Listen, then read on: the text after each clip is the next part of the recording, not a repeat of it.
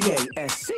You are now rocking with that dude Pascal. We be going wild, Haitian in the building, so original. Got the haters catching feelings. Get your hands up to the ceiling and keep them held high, cause St. Louis isn't ready. Forget about it, goodbye. Hold up, we just saying hi. Five somebody, rise up. Weekdays, catch us live, somebody. Let's go. Good evening. Good morning and good afternoon, everybody. Welcome to the Pascal Show. Hope you guys all doing well out there. Hope the show finds you in good spirits, because another day above the dirt is always a blessing. Let's not forget that. We got to get into some things. This is not going to be a super long show. I just have a few things I want to talk to you guys about, because, you know, there was things that happened when I got done, when I was wrapping up the show, due to time, etc. So there's a lot that's been popping off, guys, a lot. So, and this is insane. You know, even so, as I was like getting things ready, more information came out about something else that I forgot completely slipped my mind. So I was like, oh man, I got to change the title really quick. I got to change the thumbnail, etc. You know what I mean? So it's been a little insane, but let me just say this real quick before we get into everything. All right. Because this is going to be a much shorter show. All right. But please do me a favor, hit that like button down below, crush it, do it, hit that reaction button if you're watching on these other platforms. If you are watching on these other platforms like Facebook, X/Twitter, Instagram, TikTok, Rumble, Twitch, Kick, make sure you are following me on those platforms. Follow. Make sure you're subscribed here on my YouTube channel, this main one. Go to my second channel, The Pascal Show Clips and Pascal Raw. That's my third channel. Subscribe to those three channels. That'd be greatly appreciated, okay? Subscribe to all three. Hit that notification bell, set it to all, so you know whenever I go live, whenever I upload, because that would be greatly appreciated. All right. And of course, right now, everything's kind of random for right now. Okay. So make sure that notification bell is set to all, so you know whenever I go live or whenever I upload. Okay. Hit that join button down below. Become a member. I have two different types of memberships. If you want to support either one, by all means, go check it out. Become a member. Check out my Patreon. We got some Patreon stuff going on over there, so go check that out as well. And of course, if you want to support even further, go check out PascalMerch.com. PascalMerch.com. We got some really great stuff over there. PascalMerch.com. Okay, guys. Like I said, we're going through this pretty quick because honestly, it's getting late. Your boy is exhausted. But there is a lot going on, and we have got to get into the news. Okay, so do me a favor. Again, don't forget to hit the like button. Don't forget to hit that reaction button and all of that good stuff. Okay. And NB7. Let me just say this really quick. I don't see how to upgrade my membership on my mobile. Do I have to do it on a laptop? Yep. I don't know if you need to. I think that you could just go to the membership spot, like go back if you're going to, if you're interested in upgrading your membership, just go over there and, and then you should be able to find both choices right there and just upgrade if you want. Okay. It's just like when you go and become a member for the Pascal, the family membership, right? It's the same procedure. All right. It should be the same procedure. Okay, but let me know. I'll keep an eye, MB7. I'll keep an eye, because I think you'll be my first member of the musical membership. So that would be greatly appreciated. All right. A lot of people have shown interest, but they haven't dove into it yet. No pressure. If you want to, that's great. If you can't, I understand. Okay. I just appreciate you guys being here. Ali just said on here, I believe you have to upgrade on a laptop. Okay, then maybe that's what it is. See, I don't know all these things like that. So that's news to me, just so you know. Okay. But like I said, two different memberships, the regular family membership, which just, of course, helps keep the lights on this platform, etc. And then, of course, there's the Pascal's musical fam. Go check it out and do your thing. All right. That'd be greatly appreciated. All right, guys, we got to get into some things because there's a lot going on. This is absolutely crazy. First and foremost, there's a couple things that I'm going to talk to you guys about that I was planning on talking to you guys about first, but I'm going to talk about those in a second. One of the main things that people are really reacting to right now as we speak is that the DOJ has officially sent subpoenas To all of Minnesota's officials, at least five of them right now. Okay. Now, this is a very, very big deal. Okay. Because again, there's going to be a full-on federal investigation into the state's response to the ICE surge. Yeah. So a lot to look into, but let's take a look at this article here. Because like I said, we got miles to go before we sleep. So let's get it cracking and popping. Again, don't forget to hit the like button down below and crush that subscribe button. But here we go. DOJ subpoenas Walls Fry, her, and others in probe, alleging immigration obstruction.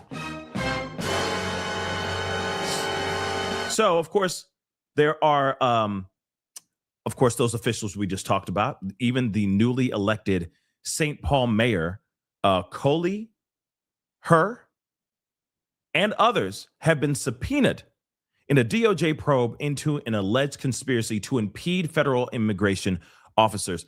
Wait, so you mean to tell me them sitting there saying, get the F out of our city, we're not cool with this, we have rights, peacefully protest and whatnot, that basically means that they're impeding on a federal immigration procedure?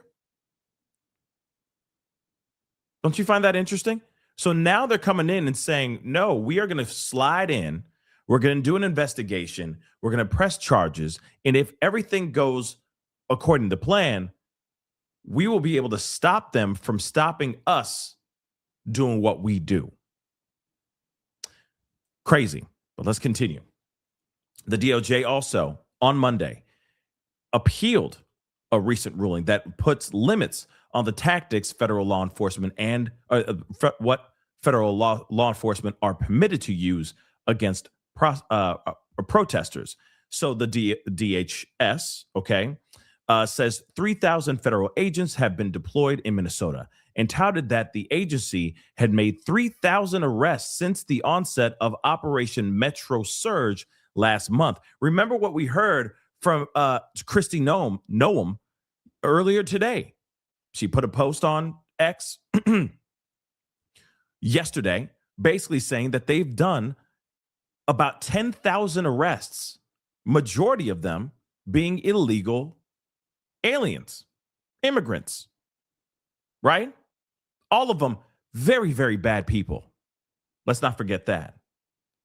So here's the latest on that surge. Homeland Security law enforcement is expected to give a briefing, which they did, if I'm correct. Okay, yeah, they did do that. They did do that press briefing with Gregory Bovino.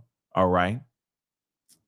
So unions, community members, and faith leaders are calling for an economic blackout on January 23rd, so Friday, urging Minnesotans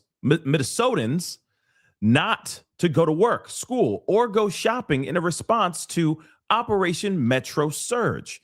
So they're planning on a walkout and basically a big fat ass boycott on Friday. Will that do anything? That is the question. Will that do anything? We'll find out. The University of Minnesota is taking changes or making changes as students return for the spring semester on Tuesday. Building access is actually tightening, and the university says students will have to option to attend some classes virtually, or they will have the option, to attend some classes virtually. I don't think people realize what's really going on out here, okay? Like, I don't think you guys realize how serious this is getting. Now you got students, school being done virtually, like they're going back on lockdown. Like, this is all bad, right? This has gotten very, very messy, okay? So this is wild, okay? Stephen Miller, Dr. Evil, the White House Deputy Chief of Staff for Policy, said in a social media post on Sunday night that federal officers are, quote unquote, upholding the law, and local and state police have been ordered to stand down and surrender. But there was a press conference today, too, which they were saying something else, which is interesting. According to new reporting from CNN, the Trump administration is still discussing invoking the Insurrection Act in Minnesota, but only as a last resort. So the DOJ says it is investigating a group of protesters in Minnesota who disrupted services, which we already know, that involved, Don Lemon was in audience of that situation, okay, where they were protesting ICE, and apparently one of the pastors was or is indeed working with ICE, is an ICE official, which is insane, okay? So activists call for resignation of that St. Paul Church pastor who works for ICE, which we already know. And I mean, it has been just one big mess as of late, all right? This is absolutely insane. Let's take a look at some stuff here. The Justice Department has subpoenaed multiple high-ranking Minnesota officials. Among those to receive subpoenas are Governor Tim Walz, Attorney General Keith Ellison, and Minneapolis Mayor Jacob Frey. They are being investigated in connection with a probe into an alleged conspiracy to impede federal immigration officers during the administration's immigration crackdown on the state. CBS News Minnesota reporter Jonah Kaplan joins us now from Minneapolis. Jonah, it's great to see you. What do we know about this investigation so far? I tell you, never a dull moment here, right? I mean, this is obviously something that has affected not just the three leaders you mentioned here, but really sent the chilling effect to all the city, county, and state offices in Minnesota. We also know subpoenas have been served to the Hennepin County Attorney, Mary Moriarty, and even the St. Paul mayor as well. And you look at these individuals, Governor Tim Walz, Mayor Jacob Frey, and Keith Ellison, they have all been outspoken in terms of their opposition to what's going on here when it comes to ICE operations. And politically, I mean, Jacob Frey and Governor Walz, they were tied to, of course, the time here when we had the unrest connected to George Floyd. Mm-hmm. Governor Walz, we know, has been an opponent politically of President Trump. He was on the ticket with Kamala Harris. So there's a lot of politics at play. But the argument, of course, from the Trump administration is what they said. Does it amount to efforts to subvert or interfere? Is it encouraging people to get out in the streets and stop what the immigration customs enforcement agents are doing? Now, my question is this: don't they have freedom of speech too? Don't these elected officials have a right to sit there and say, "I don't agree with this. I don't agree with what ICE is doing"? You see what I'm saying? Don't they have a right to have an opinion and state their mother-loving opinion? Real talk. How is this impeding an immigration probe if they have a right to come through and exercise their First Amendment, which is speech? And again, let me say this again.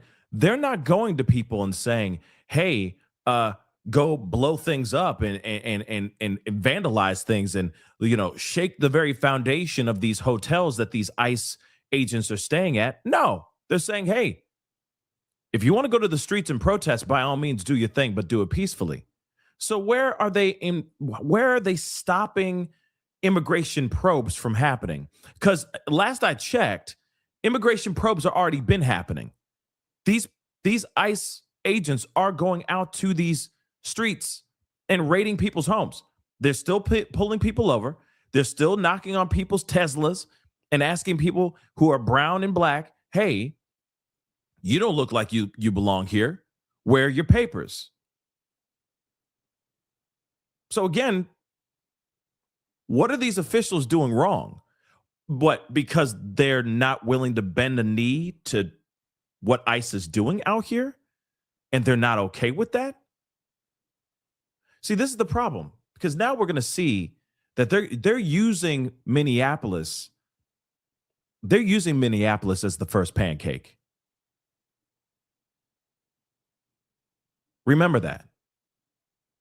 They're using Minneapolis as the first pancake.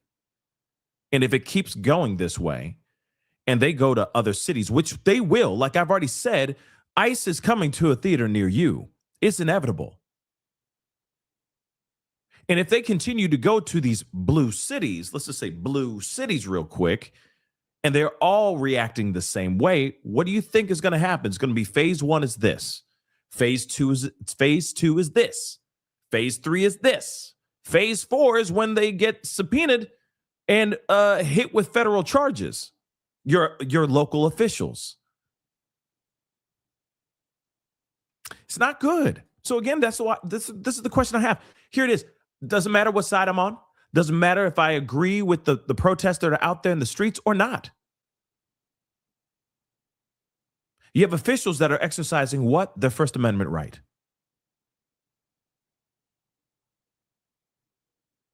So you mean to tell me they can't sit there and say, we are not okay with this? We refuse to have ICE in our cities. But if you've noticed, you don't see 5-0 going up to ICE and arresting these mother lovers. They're not doing that.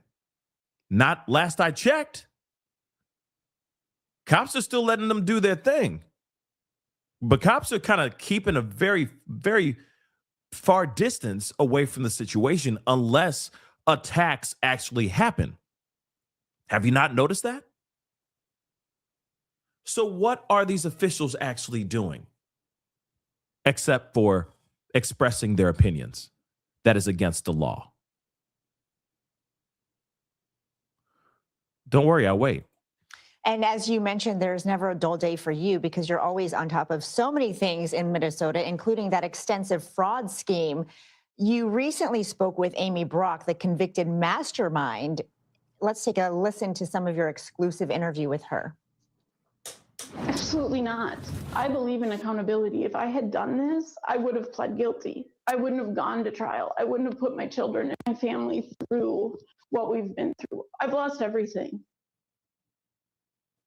Jonah, that was Amy Brock. What more did she say during this interview? Well, I think it's so important to remember the whole basis, the whole reason, the whole pretext that the federal government is launching this crackdown in Minneapolis is because of the fraud. Now, how many arrests that they've made recently are connected to the fraud, we don't know. But Amy Brock, she was the ringleader of Feeding Our Future. That is the nonprofit that really was spearheading the. Apparently I just looked this up because I don't know anything about this Amy Brock. No offense, guys. Sorry, I don't know about this Amy Brock woman, but I'm just looking real quick at something where she facilitated the theft of $240 million. What in the F? What in the F? Yeah, and apparently she's ordered to pay back at least $5.2 million of it. So she facilitated a theft of $240 million in the pandemic meal fraud scheme and personally benefited to the tune of $5.2 million. So she don't, last I checked, wait a second. Hold up. Is she from Minneapolis too? Mastermind of Minnesota fraud scheme speaks to CBS News. What's interesting about this, last I checked, did she steal? Or did the state take back her melanin? Because last I checked, she ain't Somalian. She ain't Somali. She white.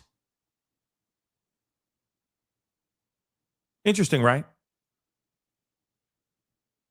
Right now, they're looking at everybody who's brown and black and going, oh, they're stealing all our money in Minnesota.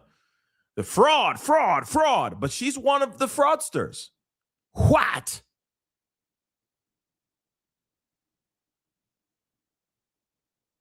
$240 million through a scheme that she came up with during the pandemic?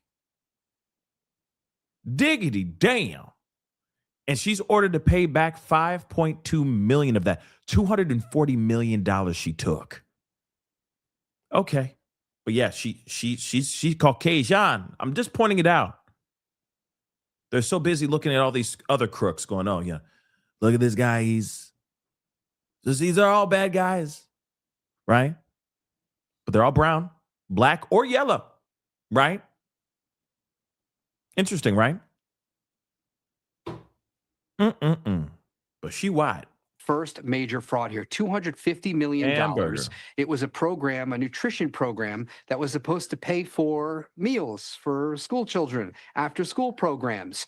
And during COVID, when there were no checks and balances and visiting the sites that were either making the food or distributing or serving those meals, Amy Bach and Feeding Our Future collected receipts, put out paperwork that talked about millions of meals that were being served that actually weren't. So then where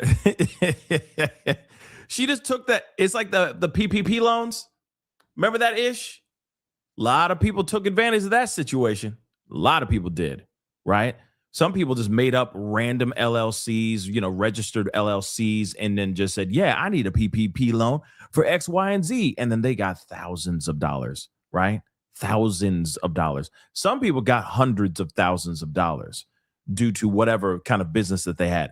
This woman put together a food service, racked up about $240 million. Oh, my God. And then they realized none of that food was getting delivered. You know what I'm saying? That's crazy. That's crazy. Let's continue, though. The prosecutors, Amy Bach said she really had nothing to do with it. She was following the rules all the time. The jury obviously didn't buy her story. She faces decades in prison. Well, Minnesota's government and Rightfully its so. Governor Walz have faced extensive criticism for not preventing this. Did you learn anything from Bach about how this could have gone on for so long? Yeah, well, consider this. Feeding Our Future in 2019 submitted $3.5 million worth of receipts. By 2021, they put in for $200 million of reimbursements. I asked Amy, I said, how does that not raise a red flag to you that all of a sudden you're doing so much more business? And she said, look, when we asked questions, we told the state, are you sure we should go through with this? And the state said, yes. But Amy Bach also filed a lawsuit when the state started asking questions. And that lawsuit accused the state of being discriminatory against Somali-owned businesses. So there's a lot at play here. There were politics potentially, not wanting to appear racist in the aftermath of George Floyd. But yes, it raises a lot of questions, which many people have been asking, and the governor's been pushing back on, which is who knew what, when did they know it, and what did they do about it? But it was the state employees from the Minnesota Department of Education that did bring these tips to the FBI, which of course started the fraud investigation in 2021 and then led to these indictments in 2022. Interesting that she's trying to spin it to make it she's trying to spin it to make it seem like it's the state that was screwing her over, when in actuality she was screwing over the state, and then the state had to go, oh snap, she's really trying to screw us over. And then they did their own due diligence, and now she's been caught. Yeah. So there's that. But we're going to continue on. I didn't know it was going to take a left turn into the Amy Bach story, but that's good to know about that, right? We should all know about that. But that's interesting. She's like, should I submit this? Should I? And the state said, yeah, sure. Go ahead. And then she submitted it. And then they said, wait a second. That's a whole lot of money for a whole lot of nothing that you served. And then she goes, how dare you? How dare you allow me to do all this stuff? They didn't know until they did their due diligence, and then they caught that woman's ass. Dumb criminals. Why would you go from, like, you know what I'm saying? It was like a small amount. I'm sure it was a smaller amount in the very beginning. And then all of a sudden you're going, reimbursement fee of $200 million. Like, really? Really? But you have no proof of using any of that kind of money for your work. See, now I'm wondering if she like took flights out to like Dubai or like, you know what I mean? Like really like used every dollar she could get from the state and utilized it in some sort of way, right? For her own enjoyment, multiple trips to Vegas or something like that, but I digress. Let us continue. This. We are also following some breaking news. This is from the Associated Press stating that the Justice Department has subpoenaed Minnesota Governor Tim Walz and 5 other Minnesota officials in immigration enforcement obstruction investigation. I wanted to share this live look with you of Minneapolis and share a little bit more on this breaking news as we continue to follow it. Federal prosecutors have served 6 grand jury subpoenas to Minnesota officials as part of an investigation into whether they obstructed or impeded federal law enforcement during an immigration operation in Minneapolis, St. Paul, that area. That's according to a person familiar with this matter. The subpoenas, which seek records, were sent to the offices of Governor Tim Walz, Attorney General Keith Ellison, Minneapolis Mayor Jacob Frey, St. Paul Mayor Herr, and officials in Ramsey and Hennepin counties. Now, that person who spoke to the Associated Press was not authorized to publicly discuss the ongoing investigation and spoke to the AP on the condition of anonymity. The subpoenas are related to an investigation into whether Minnesota officials obstructed federal immigration enforcement through public statements they made. That's according to 2 people familiar with that matter. They said then it was focused on the potential violation of a conspiracy statute. Walz and Frey, both Democrats, have called the probe a bullying tactic meant to quell political opposition. And this is the reaction from Mayor Jacob Frey, saying, in Minneapolis, we won't be afraid. We know the difference between right and wrong. And as mayor, I'll continue to do the job I was elected to do, keeping our community safe and standing up for our values. We're also getting reaction from Minnesota Governor Tim Walz. This is the lengthy statement that he shared saying, Mr. President, Minnesota invites you to see our values in action. Come see how communities from all walks of life are working together and how the spirit of this state refuses to be defined by division or fear. I invite you to join me and others in our community to help restore calm and order and reaffirm that true public safety comes from shared purpose, trust, and respect. But let me be absolutely clear. The state of Minnesota will not be drawn into political theater. This Justice Department investigation, sparked by calls for accountability in the face of violence, chaos, and the killing of Renee Good, does not seek justice. It is a partisan distraction. Minnesotans are more concerned with safety and peace rather than the baseless legal tactics aimed at intimidating public servants standing shoulder to shoulder with their community. 1 second. 1 second, guys. 1 second. Because I have this clip I want to pull up of Pam Bondi. Yeah, she's back talking again. And it's interesting because, like they are all Gucci getting back out here talking and doing their thing. Now we got Pam Bondi putting in her 2 cents and everything. But I got to still say, where the mother-loving Epstein files, though? I'm sorry, where they at? Where they at, y'all? Where the damn Epi files? Show me the Carfax. Where they at? But she all out here in the public now because everyone's focused on all this crap, which it is necessary, but at the same time, it's very convenient for them, don't you think? Where the damn Epi files? I guess that's something we'll never know. Whether it's a public official, whether it's a law enforcement officer, no one is above the law in this state or in this country. And people will be held accountable. This state is a mess right now. We've seen the chaos and it's constant. And our men and women in law enforcement deserve to be safe. And that's what we're going to do in Minnesota. I think this is all one fat ass fugazi. I'll say it. I think this is absolutely one big, huge distraction. Actually, let me say this.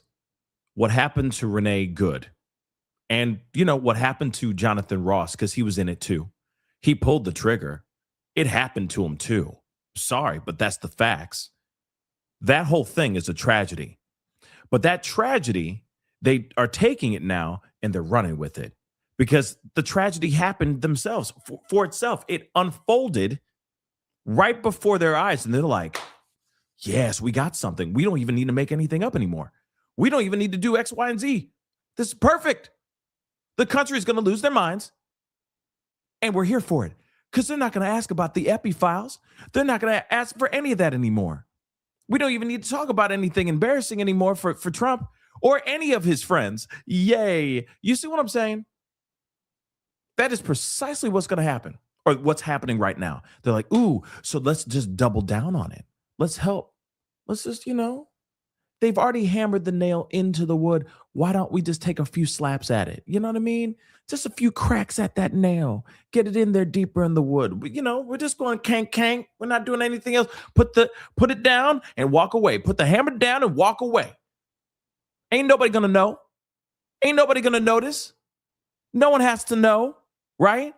When in actuality,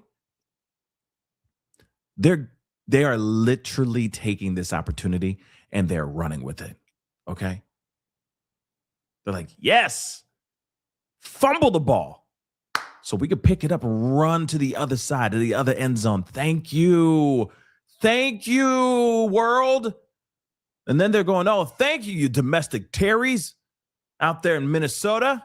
We appreciate you, but we're going to continue doing what we're doing. Okay? We're going to continue doing what we're doing. In fact, we're going to bring in more ice. That's going to piss you guys off even more. Oh, so sorry. Lo siento. While we go and burn more fire. While we go get more violent criminals. One fat ass fugazi, guys. One fat ass fugazi. And we're literally playing in their hands. That's what's happening. Like I would give anything if Fry and Walls to the sweat drip down my okay, but if Fry and Walls like them Liam Neeson's, if Fry and Walls, okay, and even her could just go up to the podium and just say, y'all can miss me with this nonsense. Where are the Epstein files? We can handle what's going on over here. Why don't you guys handle taking care of those Epstein files? Where they at, bro? Where they at? They haven't said any of that. They're just going, my Minnesotans, stay strong out there. Please keep on protesting peacefully. If you want to assemble, that is your right, but please do it peacefully, right? All they need to slip in just once. They just need to go, hey, where the files at, DOJ? Sure, you can give us this paperwork. What is this? What is this paperwork? Sure, it's nothing but a fugazi. Where the files at? That's what I want to know. That's the paperwork I want to see. Just real quick. Walls, if you're watching the show, sup, bro? Fry, sup? I don't know why I want a hamburger, but what's up, Fry? How about you do that during one of your press conferences? Do me that favor. Just one time. Just one time. Hit the reset button for all of us real quick so that the ones that are out there protesting peacefully can also bring in the conversation of, yeah, ain't that crazy? Ain't that great? Yeah, we're out here protesting, but damn, they haven't produced not one file lately. What the hell's going on? Where are the files? Why aren't we on that still? Gone. That's gone. Pew. That's left our brains. Because now we're going, oh my God, are we going to go into World War III? That's what's going on right now. Oh, and then, it's all about oh God, is it a civil war? Is this the beginning of a civil war? That's what's going on right now. Everyone's thinking about war. That's exactly what they want, though. While we're sitting there at the edge of our seats, biting our fingernails, wondering if they're going to be going after Greenland. Okay, what do they want with ice? An ice island. You know what I mean, okay? What would they need an ice snow tundra for, right? What do they need that for? While we're looking over there, while we're looking at Minneapolis, while we're looking at Portland, because Portland's just back at it again, son. They're sitting there just shredding paper, shredding Epstein files. Just, just quietly, just deleting for good, smashing up hard drives. You know what I'm saying? So stupid. So stupid. But what's even more ridiculous is that Minneapolis police had a press conference today. There was a lot of press conferences today. Diggity damn. Thank God I stepped off when I did, because I was sitting there going like, you got Trump, who's clearly, he's not right in the mind. I think we all can agree on that. Like he gone. You know what I'm saying? Like his mind's gone. And that press conference clearly showed that. That showcased that should be part of his greatest hits of his mind slipping. Because there's been other moments where his mind's just been gone, right? But that one was just like, he was all over the place like birdshot, just all over the place. What in the F was all that about, right? But as soon as that got done, I was like, I can't sit in this chair for another 30 minutes for another press conference, right? So while I got done, another press conference was happening. This is a snippet of it. Here's something interesting. Now you have off-duty cops getting racially profiled by ICE. Yeah. Nutty, right? We living in some wild times. So a person, because they happen to be brown or black, was driving in their own vehicle or minding their own damn business, and suddenly they got profiled by ICE. And because they didn't have any the proper papers in their hands to prove that they were actually an American citizen, they had a problem. Hence the reason why we are seeing police officers from the MPD, Minneapolis Police Department, stepping forward and speaking about their concerns with the interaction between ICE and law enforcement that is there in Minneapolis. First off, this should not even be happening. Second off, let's be real. They are racially profiling everyone who's brown and black and even yellow. Okay? I'm sorry, guys. Not trying to sound racist or anything of that sort. I'm just using colors.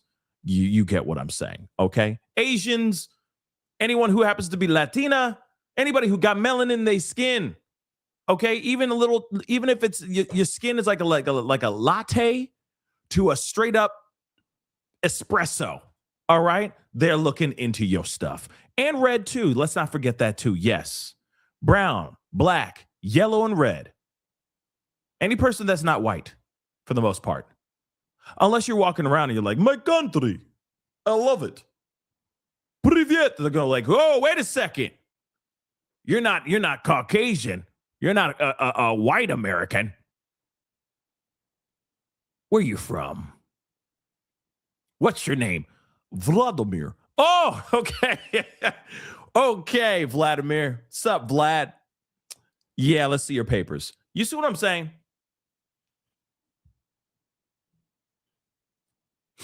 So here's a press conference. I'd like to hear. Here you go. Good morning, everyone. I'm Mark Ruley, Police Chief of the City of Brooklyn Park. Behind me is a bunch of amazing police chiefs that are here in support of a very short but very important message that we want to share with you. What you won't hear from any of us today is rhetoric of abolish ICE or that there shouldn't be immigration enforcement.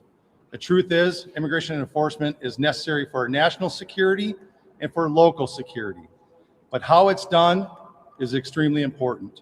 This, I agree with him 110%. If they went and did their procedures a lot different, rather than it just being blunt force, I don't think that we would have as much of an issue out here in these streets. They are literally going after everything with a baseball bat when they should be going after everything with more precision, right? It's like a bull in a bull running through like a china shop, right? Like a porcelain shop. This is not how I should be proceeding in obtaining anybody. Okay, let's keep it a bean. I don't think any of us would have a problem if they were obtaining people that they did that were targeted for real, and they did this with absolute precision. They talk about how great the precision is when it comes to them getting Maduro. Right? Trump was like, it was the best, it was the most amazing operation that has ever been done, of the likes you've never seen. Right? So you're able to do that with precision. But this, why is this so archaic? Why is this so abrupt and blunt and messy and uncoordinated? That is a big problem. Because again, they're just going, we got cases on everybody that's black and brown and red and green and yellow. Right? That's bad. Things would be different if they came with precision, like a freaking snipe, right? Like a freaking samurai sword. But they're not doing that. Blunt force is all that they're doing. It's bad. Well, let's continue. In fact, we have a long history of working exceptionally well with our federal partners, including ICE agents, and we have seen the best of them perform their job extremely well in the past.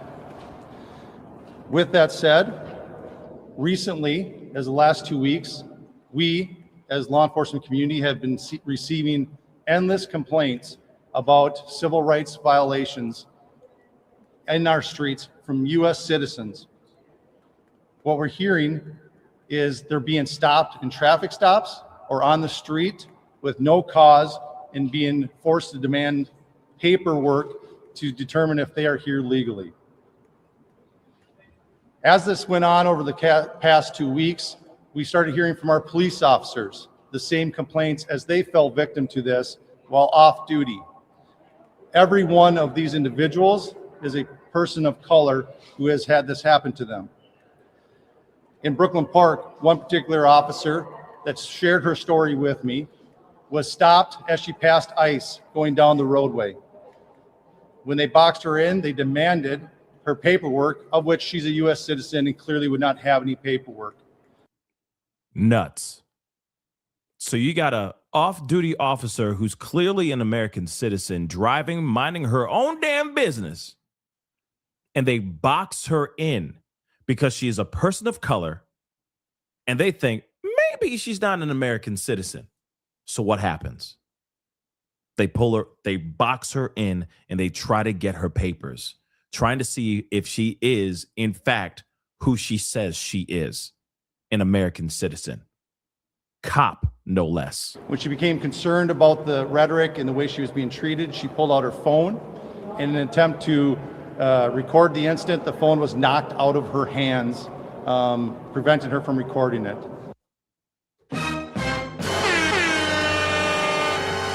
Hey, ain't that interesting? So that happens when she's sitting there going, wait a second, why the hell you in my face? I'm an American citizen. Get out my face. Take 10 steps backwards, right? She pulls out her phone and they slap it out of her hand. They shouldn't be doing that. They shouldn't be able to do that. Real talk, they shouldn't be able to do that. And this is a cop. The officer had their guns drawn during this interaction. And after the officer became so concerned, they were forced to identify themselves as a Brooklyn Park police officer in hopes of slowing the incident and de-escalating the incident down. The agents then immediately left after hearing this, making no other comments, no other apologies, just got in their vehicles and left. I wish I could tell you that this was an isolated incident. In fact, many of the chiefs standing behind me have similar incidents with their off-duty officers. This isn't just important because it happened to off-duty police officers, but what it did do is we know that our officers know what the Constitution is, they know what right and wrong is, and they know when people are being targeted, and that's what they were. If it is happening to our officers, it pains me to think of how many of our community members are falling victim to this every day. It has to stop. This behavior erodes the trust that these police chiefs have worked tirelessly for the last 5 years and theoretically the last 60 years to stop this exact behavior from happening. Now, I want to be really clear. I've called lots of other ICE agents and HSI agents and have talked to a lot of individuals about this. This is not widespread. This is a small group of agents within the surge in the metro area that are performing or acting this way. As a matter of fact, as rumors of this had spread, I've received phone calls from ICE agents and HSI agents indicating this is not how they act. This is not what they do. I don't know if that I think is a lie. I'm sorry, guys. That's a freaking lie. You know for a fact that's a lie. That's not standard procedure. That's not how we do things. That is a freaking lie. I guarantee you that. Regardless, we're calling to action that we have more supervision over the surge, that this type of civil rights violations have to stop. With that, I'll turn it over to Chief. And then, and of course, that's the end of the video. But come on, guys. Miss me with the nonsense. This is not how we do things. This is not how we do things. This is not how we handle things. No, that's not standard procedure, guys. That's not a full representation of ICE here, these ICE agents, but it is, though. So much that 5-0 had to step forward and say something about it. That is a huge problem. Do you realize how bad this is? I don't think people are realizing how bad this is. This is not good. People are not realizing how serious this is. Seeing, head of that department stepping forward and saying, here's what happened. And this is not the only police officer that had a run-in with ICE recently. He said earlier that there were other officers, off-duty officers that had the same problem, and they were all people of color as well. And that's an assortment of color, by the way, guys. It's not just black. It's not just brown. It could be Asian. It could be anybody that are clearly not white, minding their own damn business, American citizens getting boxed in and asked about who they is and if they're American. The fact that you have ICE responding and saying this is not how we do things, yet it is, really does shake me to the core. It bothers me because, again, at the end of the day, this is going to happen in other cities. They're using Minneapolis as a template, as a place to look at what's going on and saying, hey, all right, this is what we made mistakes on. This is what we could be stronger on. So the next city that we go to, we go to with force, but it's more practiced, right? It's more precise, and we get these mother lovers. You see what I'm saying? So again, when I see this, this is bad, guys. This is bad. And the fact that cops are sitting there now worried about even just driving down the street, it's not right. That's the thing, though. When you start hearing that ICE is in your neighborhoods, I guarantee you're going to be locking yourself up if you're not white. You're going to be locking yourself up because you're worried about driving down the street and having to having a run-in with the police or run-in with ICE. Ain't nobody want to have a run-in with ICE. Ain't nobody got time for that. You know what I mean?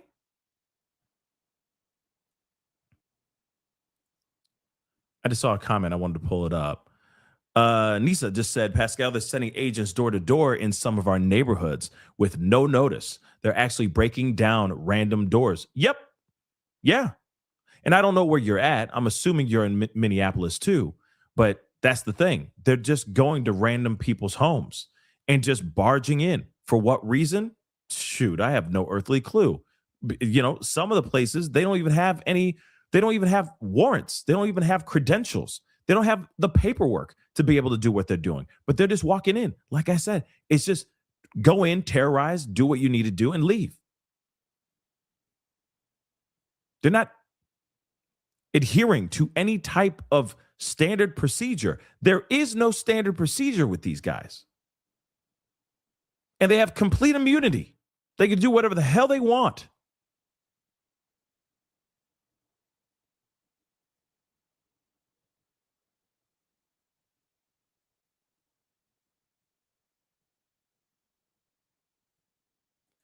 Let's see. NYCJ just said, did you see the video of the pepper spray driving by individuals with their cars and pepper a baby? Yes, I've seen that video. Yeah, that's what I mean by, like, they sit there, like, you heard from law enforcement basically say, the chief of police basically say, no, this is not how they do things, or at least that's what I said to them, right, to law enforcement, which is a bold-faced lie. Look at the countless videos that we've already seen online, how they're just walking up to people and just like it could be somebody sitting on the ground. I've already seen the video of the guy just going up. It's just a car filled with ICE agents, and they have their mace canister, in their hands, and they just drive by this car and just spray the car. What happens? There's a kid in the mother-loving car too, a baby. Let's not forget the other family that was trying to leave the area while ICE was walking down the street in their neighborhood, and they got hit with a flashbang. Baby had to go to the hospital, clinging on for dear life. Look at the countless videos that we've seen of people sitting on the ground just saying F you to ICE. Not even putting their hands on ICE at all. And these ICE agents are holding a pepper spray or a paintball gun with pepper balls in it. What do? Just go blah, right in their face. Point blank range. For what reason? Those people aren't putting any harm to you. They're not hitting you. They're not harming you. They're not assaulting you or anything of that sort. And yet they still do those things at point blank range to these people that are just out there literally peacefully protesting. Sure, they may be yelling. They may be saying F you, ICE. They may be saying F you, how dare you doing what you're doing. But at the same time, that's within their rights. They're not putting their hands on you. If they put their hands on ICE, then they're getting what's coming to them. They're getting detained. They're getting arrested, etc. Don't be surprised about that, guys. If you're going to go around and put your hands on ICE, don't do that. How's that? Let's start there. Don't do that, right? But those that are just standing there blowing a whistle or, flipping the bird, saying F you, all that stuff, them getting blasted in the face unwarranted with pepper spray is wrong. Those that are getting detained unwarranted, they're just standing there and like, wait a second, I didn't even do anything. And they're getting detained just because? It's wrong. It shows how unhinged and messed up these agents truly are. Sorry, but that is the case here. It's absolutely insane. And they are blatantly lying. They're blatantly lying, saying that they don't do that. That's not standard procedure, yet it is. We've seen countless videos of them going to gas stations, pulling random cars over. These are not people that are just straight up being surveyed before they're actually arrested. These are people that they're just driving down the street. Maybe they're just minding their own business like that particular cop. And suddenly they're getting boxed in because they're brown. Because they're a person of color. It's disgusting. Nisa just said, yeah, you're in Minneapolis. Okay.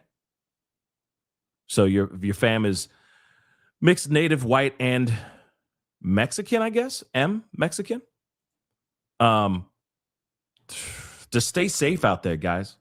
But like I said, as much as we're listening and talking about it and covering it here, out here in Minneapolis, it will soon spread to other cities. Get ready for it. It's going to, and I hope I'm wrong, but you never know. Let's continue on, though.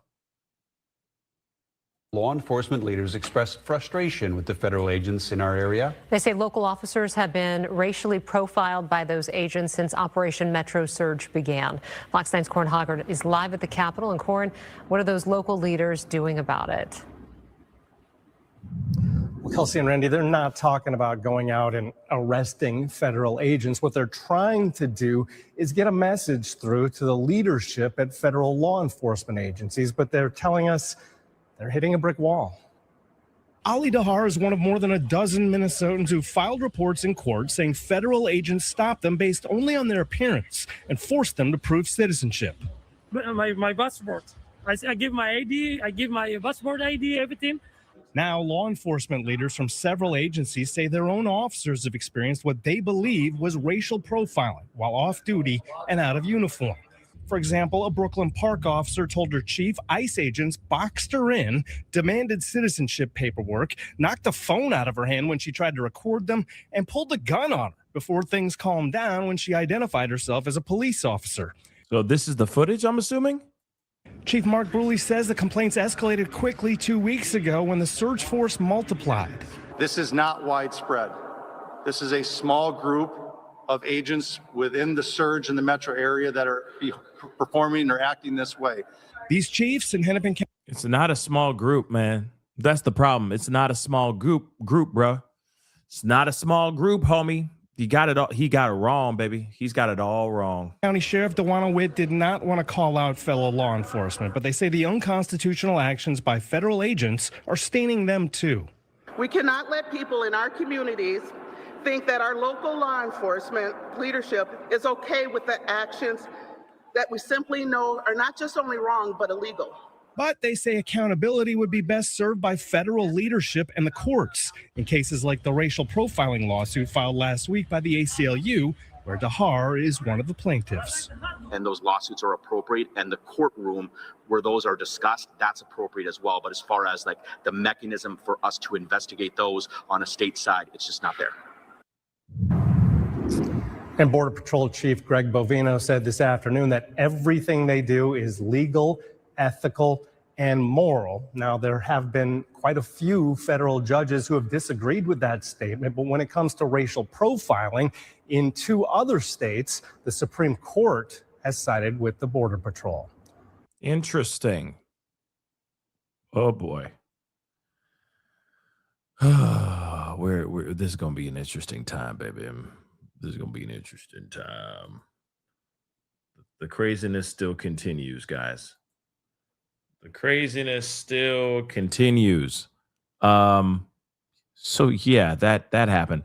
I'm going to show you guys a little bit of this. There was another press conference by the woman that actually, one of the organizers that was there at the church. We've seen her. This activist, Reverend lawyer. She had a press conference. I'm just going to play a little bit of that too. Let's see. Good afternoon, everyone. Thank you for being here. My name is Nakima. Like I said, there was a lot of press conferences. Sheesh. So many press conferences happened today. And I have a feeling it's going to be like that tomorrow. It's going to be like that the next day and the next day and the next day and the next day and the next day. So get ready for it, guys. But let's take a look. Levy Armstrong. I am a civil rights attorney, the founder of the Racial Justice Network, and yes, an ordained reverend. Let me repeat that again, an ordained reverend, which I have been since 2016. I have also been an itinerant preacher since 2007. And for those who may not know, I taught at a faith-based law school, the University of St. Thomas Law School, for 13 years, focused on faith, social justice, and the law. So my faith informs my activism. When you see me on the front lines, when you see me speaking truth to power, when you see me disrupting business as usual, That is the result of my faith and my belief in the gospel of Jesus Christ. My faith also played a primary role in organizing and co-organizing the demonstration that happened at City's Church last Sunday, the day before the official Martin Luther King Jr. holiday. And we called it the Martin Luther King Jr. edition because our society commemorates Dr. King and his words, but most of the time, we do not repeat his actions, which had to do with disrupting the status quo, calling out our government, just like his Beyond Vietnam speech did, and made him one of the most hated men in America.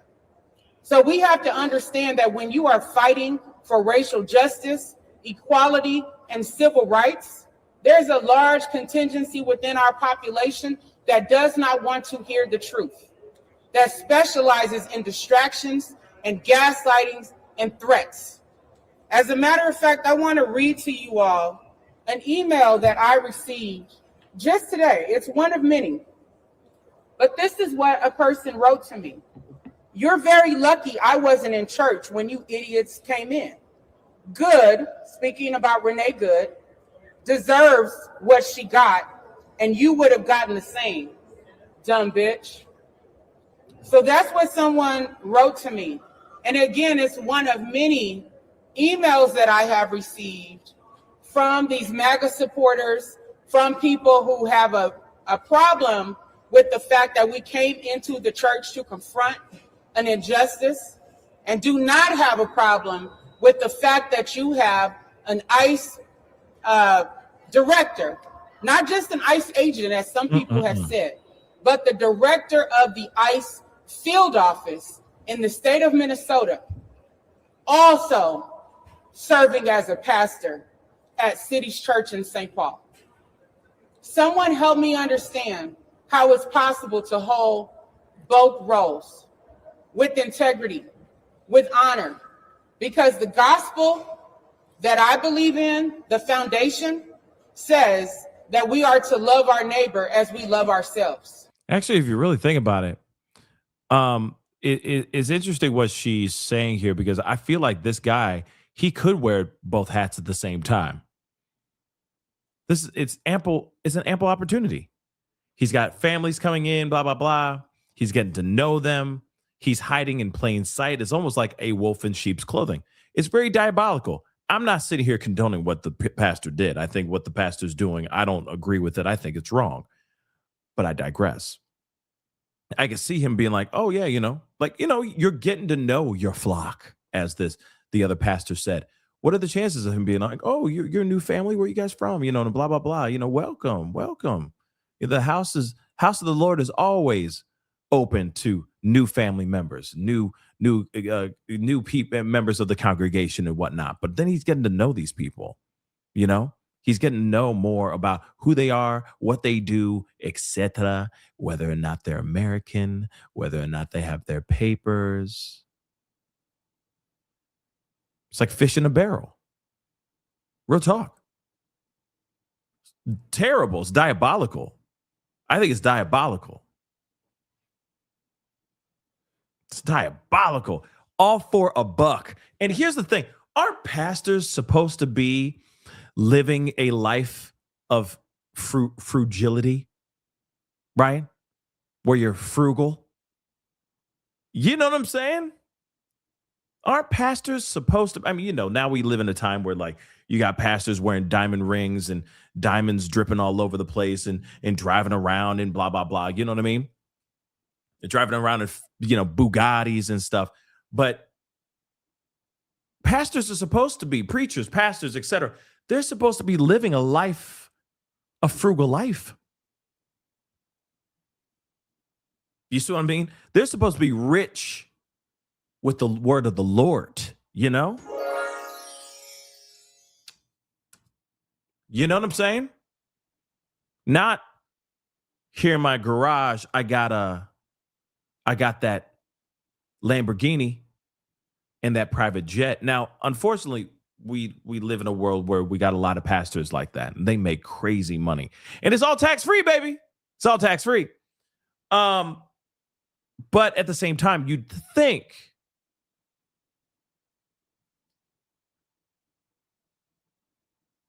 it would be different, right? And I know it's not frugility. I made that word up, okay? Frugality or something like that. Frugality. There we go. Frugality, right? I know everybody's like, we actually pushing up their imaginary glasses off the bridge of their nose. It's not fragility. I get it. But here's the thing. You'd think that they'd be living a more frugal life. That's what the scripture says, etc. Right? But at the same time, we don't live in that world. Now it's like, oh, you could be rich too if you find the Lord. Haven't you noticed that? With the pastors that we see out here in these streets, well, in these mega churches, wearing the latest drip. They look like they just came out of like a music video for some sort of boy band, right? Looking super hip, right?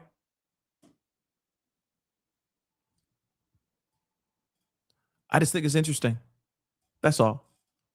Now, this particular church, I don't know what they do, but given the fact that you got a pastor, getting paid $200,000, probably or more, a year for working as an ICE official, and then he's also preaching the word. Now, is he doing the job because he thinks he's doing the Lord's work? Or did he get the job because he wanted the money? Which, by the way, if you're a pastor, those material things should be obsolete, should be fleeting, should not be important. You should be enriched by the word of the Lord, correct? Now, I already know somebody out here is going to try to move the goalposts with what I just said and try to be like, oh, that's not the truth. Well, they could live a life full of riches and stuff. Well, I mean, if they want to live a life of riches and stuff, by all means, that's fine. But that doesn't sound like what the word is about. And don't get me wrong, we can all use a little bit more money. We could all use that extra cash, trust and believe. But really, he saw the signing bonus for $50,000. He saw what they were getting paid even more yearly. He signed up and he hid in plain sight. I think that's diabolical. I do. I'll let her keep talking. Now contrast that gospel message to what we have been seeing by ICE and the terrorism that they have engaged in on the streets of St. Paul, Minneapolis, and surrounding suburbs, and including outstate Minnesota, where they have literally kicked in people's doors. They have dragged people out of their homes. As a matter of fact, on Sunday, while we were in City's church, one of the most egregious things that they did was brought out a Hmong elder wearing a robe and some pajama shorts, it looked like, and they wouldn't even let the man put on full clothing, knowing that we're dealing with freezing cold temperatures here in Minnesota. And they did the same to a Liberian immigrant by the name of Garrison in North Minneapolis, where they kicked in the man's door and came in with big guns and took him out. And then NPR reported that when he got to the detention facility, they took trophy photos with him, like he was a slave or an animal that they caught out in the wild. And he wasn't the only one that they did that to. So somebody tell me, how is it acceptable for David Easterwood to be a pastor when he is condoning this kind of conduct? And not just condoning it through his silence when it comes to addressing it publicly with our community, but the fact that he was referenced in the lawsuit that was filed by the ACLU in December on behalf of 6 residents, calling out the retaliatory and abusive tactics by ICE. And you know what David said in that lawsuit? There is no evidence that this is going on. It's the protesters and their aggression that's at fault. Well, think about what Rebecca Good said, the wife of Renee Good. They had guns, we had whistles. So you are talking about nonviolent peaceful protesters with whistles, rocks, ice, and occasionally fireworks being compared to these thugs coming into our community with high-powered assault weapons, who have flashbang grenades, who have tear gas and green gas, being able to unleash these military-grade weapons upon our community. And instead of these issues being addressed, what do we get from the federal government? Threats of investigating those of us who were involved in a peaceful demonstration at City's Church. The same federal government that made up lies after the brutal murder of mother and wife Renee Good, falsely claiming that she was a domestic terrorist, falsely claiming that she tried to run over ICE agent Jonathan Ross. How dare they? And then putting out a statement that they're not going to investigate him on top of all of that. And what did the Vice President of the United States say, who is also a lawyer? That this man has total immunity, which is false under the law. So these people need to be called out and they need to be held accountable for continuing to assault the very people who are standing up for freedom, justice, and equality. This does not just affect immigrants. It's bad enough that it affects immigrants, but it also affects American citizens. And it doesn't matter whether they are adults or whether they are children. Think about the day that Renee Good was killed. That same day, ICE officers, federal officers, went to Roosevelt High School and they assaulted young people, pepper sprayed them and physically assaulted them. And then they tackled one of their staff members in front of these kids. Think about the family of 8 that was driving in North Minneapolis on the day that the Venezuelan national was shot in the leg. On that day, as that family was driving, so a mother, a father, and 6 children, ICE agents unleashed military-grade munitions on that family's vehicle, causing a flashbang grenade to go under their car and tear gas to go into their car. 2 of their children had asthma and could not breathe. But even worse, a 6-month-old baby lost consciousness during that attack. A 6-month-old baby, an innocent family, because of the lawlessness and the recklessness by ICE. Now think about that. And then you think about the board of City's Church. Instead of them saying, you know what, we made a mistake. David Easterwood should not have been allowed to continue to remain as a pastor on our roster at this church in light of all of the abuse and harm being levied by ICE, if they were true to the gospel that I just referenced. But instead, what did they do? Issue a statement calling protesters lawless. That's the kind of gaslighting that we're dealing with here. It's unconscionable and it's unacceptable while human lives are at stake. So today, we are calling for the resignation of so-called Pastor David Easterwood from City's Church.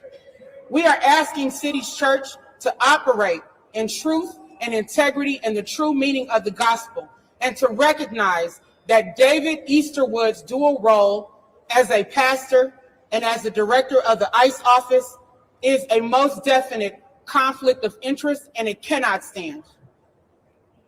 Thank you. Okay. So I wanted to hear what she had to say. So we heard enough. And a lot of what she's saying, she has said before, right? In other interviews and other conversations. But yeah, she's been out here saying a lot of stuff, and not playing at all. And I know a lot of people are hoping for something else, hoping to see her get arrested and whatnot. I don't think we're going to be seeing that, anytime soon. Maybe it'll happen. I don't know. But what I do think is that anybody else who's hiding in plain sight, if she finds out, she's going to expose it. You know what I'm saying? As far as like hiding in plain sight as an agent, right? So it's just, or as an official, it's crazy. It's just crazy, all of it. Now, real quick, I wanted to share with you guys this other thing. This is insane. This is absolutely insane. They are now, it is official that they have fed plants in these ICE protests. I need to make that abundantly clear. Wake up. I need to wake you guys up really quick. I want to make this abundantly clear. There are ICE protesters that are not actually ICE protesters. They are feds working along with ICE that are planted in these protests. We have a video right here that is just knuckin' futs. We need to take a look at this. All right. And it says here, federal agents caught embedding themselves within anti-ICE protests after one is extracted by agents in a white van. This is not a joke. And this is not a fugazi. This is not a conspiracy theory. This ain't something where I'm just saying it because it's a joke. No, this is real. And I'm going to tell you what, I believe it. I think there's always been feds being implanted or, cops or something of that sort whenever it comes to a huge protest that's going on. In fact, it's crazy, but it's kind of smart if you think about it. But here's the only thing though. If they're in there and they're starting issues, they're starting stuff, that is wrong. If they're throwing things and setting things off, etc., that's not right. But if they're just standing idly by and waiting for people to cause crimes to snatch them, that person who's doing the crime got to pay the time. He got caught. But this is some crazy stuff if you really think about it. That you got feds hiding in plain sight, acting as if they are one of them. When in actuality, he's an ICE agent as well. Diabolical. Let's take a look at this video. So what happened is all these people are running after this guy. And he's basically saying like, I'm one of y'all. I'm one of y'all. I'm one of y'all. And another guy's like, no, he's cool. He's been with me, man. He's cool. He's one of us, man. Right? And then all of a sudden this white van pulls up. White van pulls up and a bunch of ICE agents run up and start touching him, being like, yo, you okay, bro? Hey, bro, you okay? And he's like, yeah, I'm fine. And that's when everyone starts to figure it out. Like he's an agent, like he's not one of them. And they rush him into the white van and drive off. Take a look at this. Let him up, man. Wait a minute. Let him up. Police. Let him up. Okay. Hey, get up. Get your ass up. You good? That's all they ask. Watch out. He's one of us. Okay. He's one of us. Okay, good. You all right, dude? You all right? He's one of us. How do we know? I was with him earlier. Why you get ran out earlier? I don't know. He's one of us. I'm with them. Trust me. He's the whole time. You touched us. You all right, man? Move back.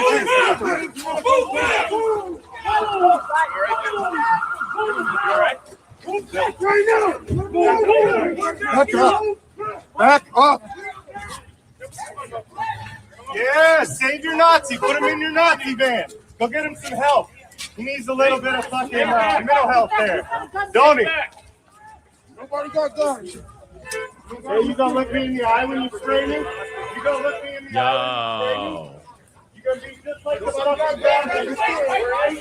Nobody got guns. Don't be scared. You gotta look at me as your fucking neighbor. Put the gun down. Everybody got cameras. Everybody got cameras. Have that when you bring the back. Yeah, I got it. You don't want with the gun down. Everybody got cameras. You got guns. Out of here.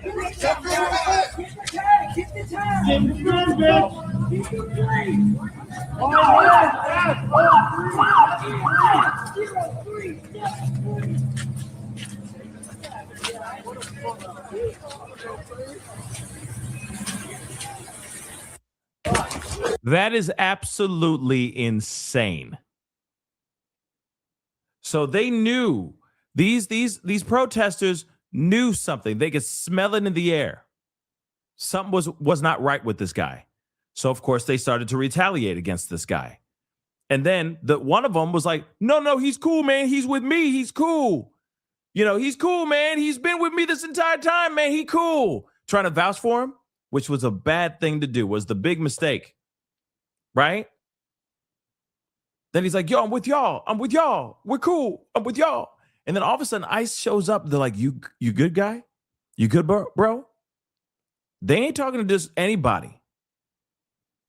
They don't just pull up to anybody and just gingerly put him in a van. No. This dude was undercover for ICE. Take a look.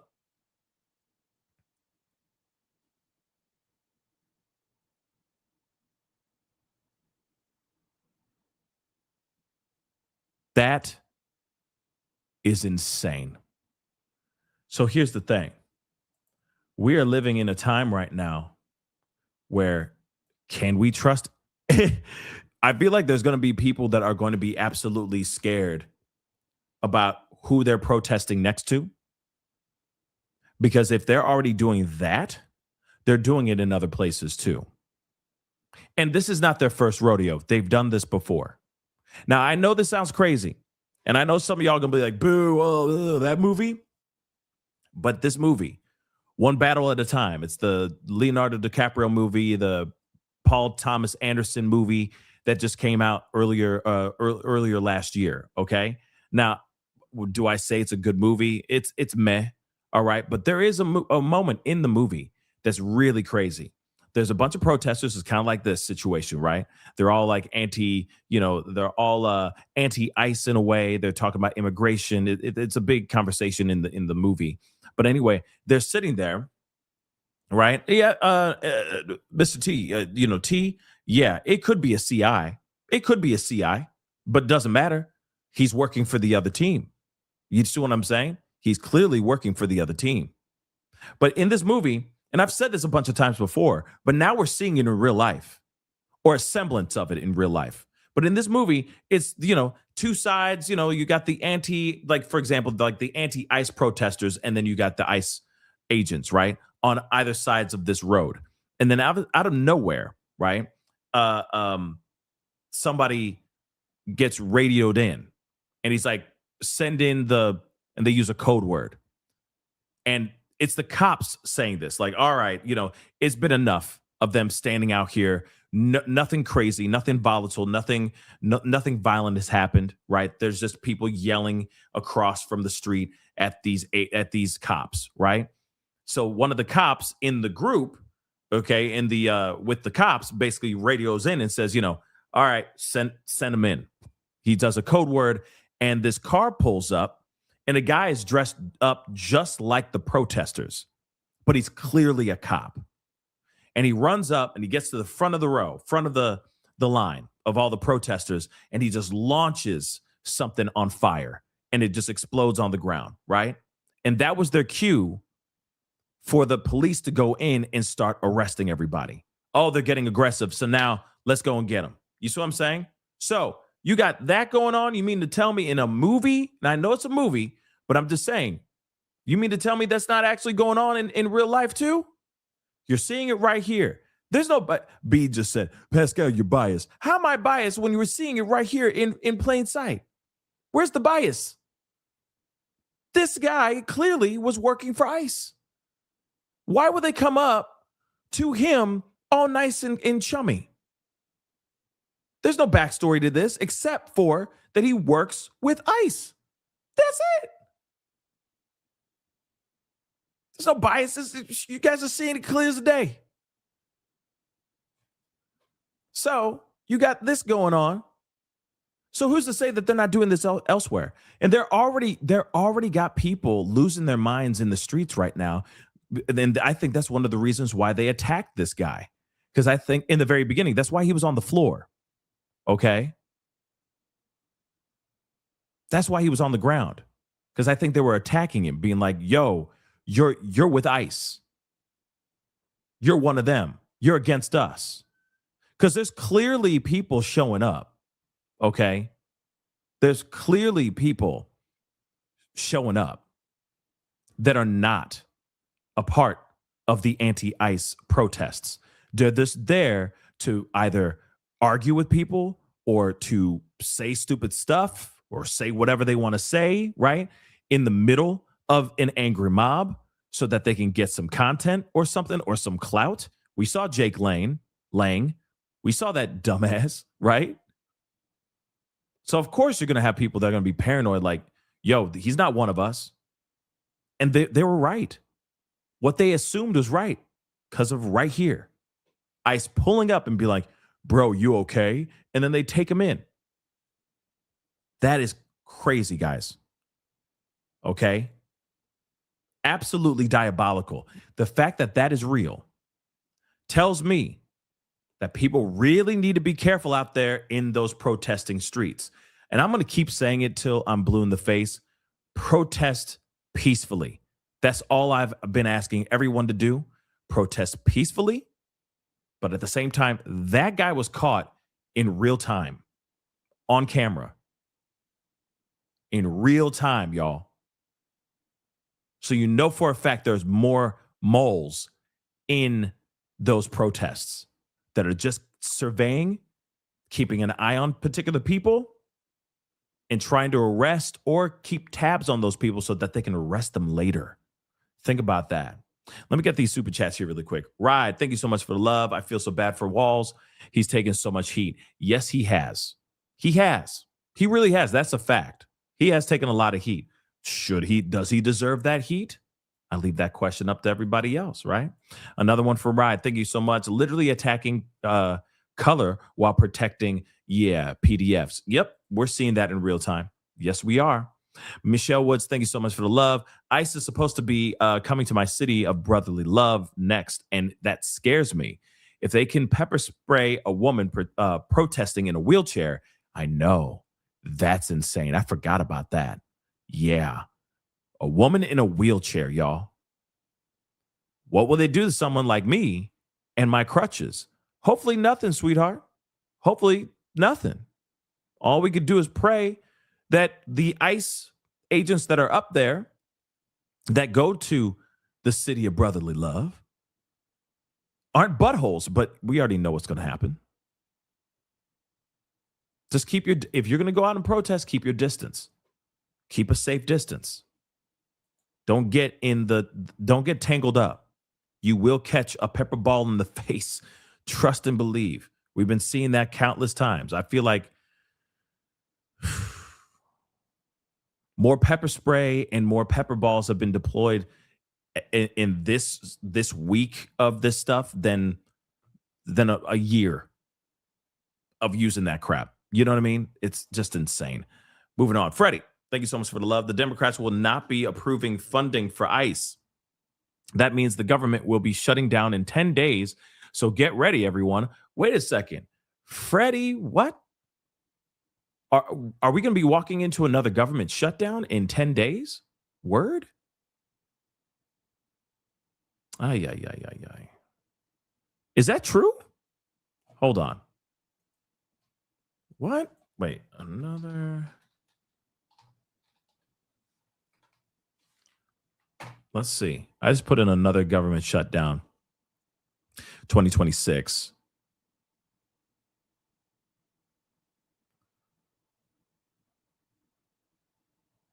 Let's see. Real quick, I'm just reading this off camera or looking at it off camera. Congress is on track to avoid another government shutdown. Oh, stop. Where is this? Get out of my way. Get out of my way. What is that? I hate when they do these pop-ups. Hold on.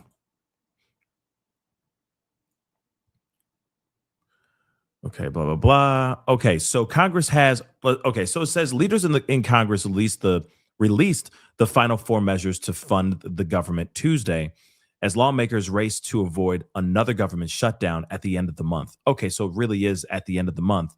There's a possibility of really another government shutdown. Oh my God. We ain't ready for this.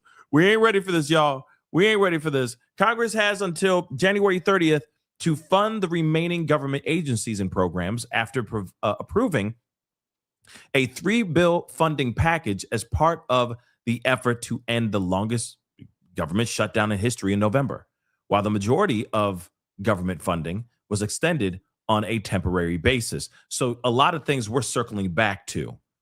So they said, okay, we're going to extend these things until January 30th, or until January, until the 2026. And now we got to start talking about them again. And if they can't come to an agreement, we're screwed again. And you know for a fact, Trump's going to be like, take away SNAP benefits, take away all their federal funding, let the babies starve. Seriously. Since then, the House and Senate approved another 3-bill funding package. And last week, the House approved 2 more funding measures, which the Senate is expected to take up upon its return to Washington next week. So House and Senate appropriators released the text of the final package of 4 bills known as a minibus Tuesday. So the legislation would provide funding. So they released it today. So legislation would provide funding related to the Departments of Defense, Labor, Health and Human Services, Education, Transportation, Housing and Urban Development, and Homeland Security. Oh, good God.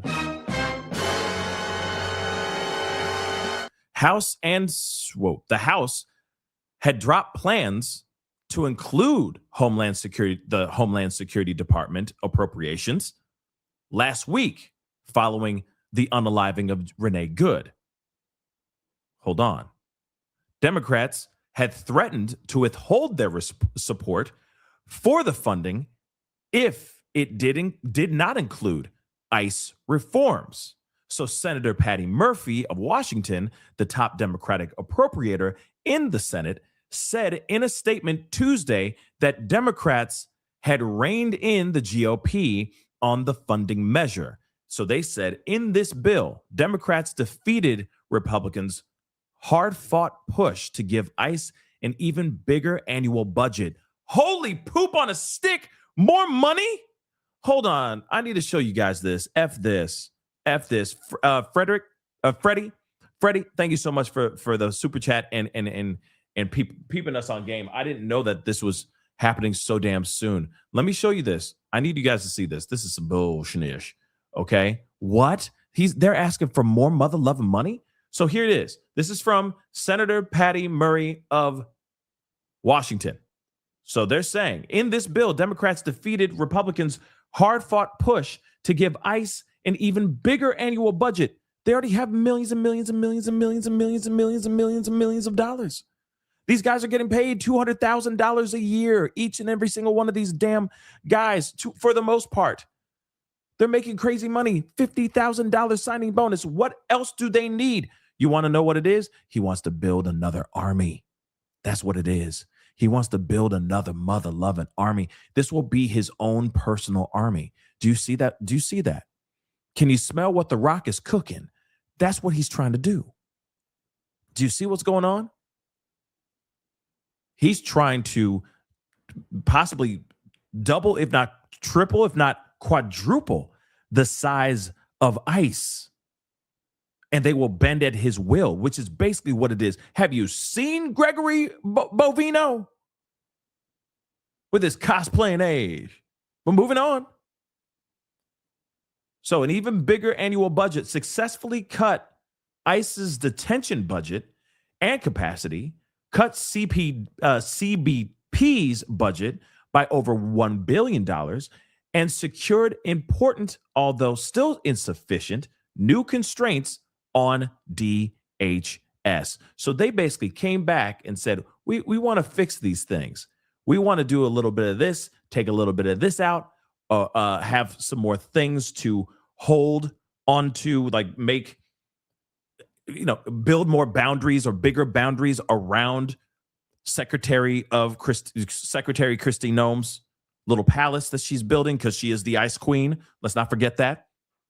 Moving on, Murray said, the bill rejects all Republican poison pill writers and significantly reduces Secretary Noem's ability to move around funding as she sees fit under a CR. So, basically what I just said, they're trying to get control over her. They're trying to squash her ability to maneuver around however she sees fit, right? And she can move some money around, do this, that, and the third. Oh, okay, I could cut this out, cut this budget out, give this to more agents, more ICE, etc. Right? She wants more ice in her cup, y'all. Democrats lauded new restrictions on DHS's ability to allocate funds for things like immigration enforcement if it does not comply with reporting requirements, along with new training requirements for officers. I agree with that 110%. The funding measure allocates $20 million for body cameras for immigration enforcement agents. Yes, baby. ICE needs body cameras, and they don't have any. They are literally lawless cowboys out there, and cowgirls, because there are females out there too, doing that thug thizzle. But the fact that they don't have body cameras at all, they can do whatever the hell they want, baby. That's why when you got a off-duty cop pulling out their phone and they say their phone was slapped out of their hands, ICE could easily say, well, that's not true, sir. That never happened. Because if it wasn't caught on film, then it never happened. So, a representative, DeLauro of Connecticut and the top Democratic appropriator in the House, acknowledged some of her colleagues may be dissatisfied with any bill that funds ICE, adding that while the bill, quote unquote, takes several steps in the right direction, it doesn't include broader reforms that Democrats had proposed. So they, of course, put these things out. They're like, Republicans are like, we want to do this. And Democrats were like, well, we cool with this, but how about we add a little bit of this to that part and we shave off a little bit of what you just said earlier. Here you go. And yeah, so far, they're not seeing eye to eye to this right now. But the two Democratic appropriators urged that neither of the alternatives in the funding fight, a continuing resolution to keep the government funded or a government shutdown, would rein in ICE due to funding allocated in the One Big Beautiful Bill Act last year. The House is expected to vote on the final funding measures before breaking for recess at the end of the week. Oh, dear God. While the Homeland Security funding measure will likely be considered separately from the other three measures, the package would then move to the Senate, which will have a few days to approve the 6 funding bills by January 30th before sending them to the president's desk for signature.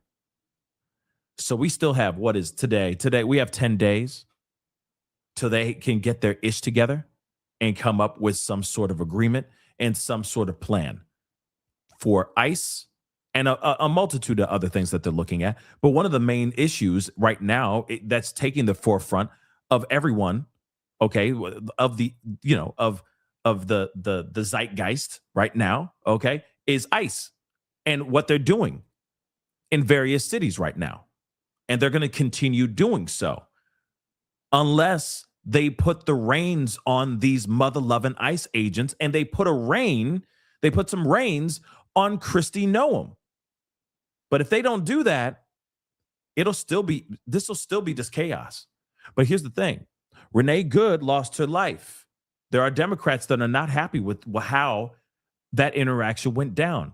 And they believe that there should not just be random cowboys being able to do whatever the F they want out here in these streets. There needs to be boundaries. And there needs to be rules. And there needs to be body cameras on these mother-loving agents running 24/7. That's what it should be doing. So we'll see what happens here. But I'm telling you, yeah, Classic, I'm telling you right now, I have a feeling we're going to be walking into another government shutdown because there is no way that they're going to look at this situation and say, okay. I don't see Trump being like, all right, we good. I don't see the Republicans being okay with it either. So get ready for it. Jocelyn, thank you so much. You got 3 of them, so we're going to bang through them here really quick. Trump can and is probably quietly giving amnesty/pardon to Jonathan Ross, to give him security in future attempts of prosecution like Biden did to Hunter and Fauci. Yeah, I wouldn't be surprised. I wouldn't be surprised if that's already happened.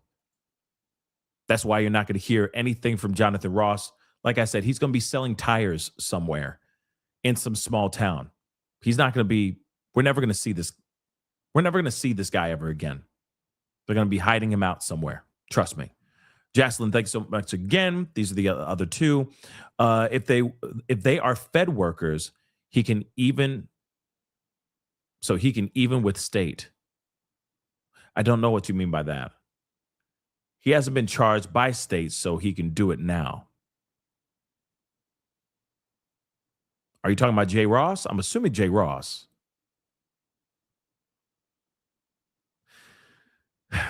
I wonder if he could be, if you're talking about Jay Ross, I'm wondering if he can get charged by state. But I don't know. First things first, people, he's got to be found, right? But if he's out there on the run, or they have him, hidden somewhere, it's going to be hard to charge him with anything if he's MIA, right? But no, I don't think he's going to get charged, okay? I don't think Jonathan Ross is getting charged. Not at all. Not at all. But we'll see. Weirder things have happened. But guys, that is the show. Appreciate all y'all for being here. Really means a lot. Thank you so much for tuning in and watching the show so late. But we'll be back here again in the morning to talk about all the craziness and all the developing stuff that's been popping off. In fact, let me just make sure nothing is breaking right now as we speak. Knowing my luck, there's going to be something new.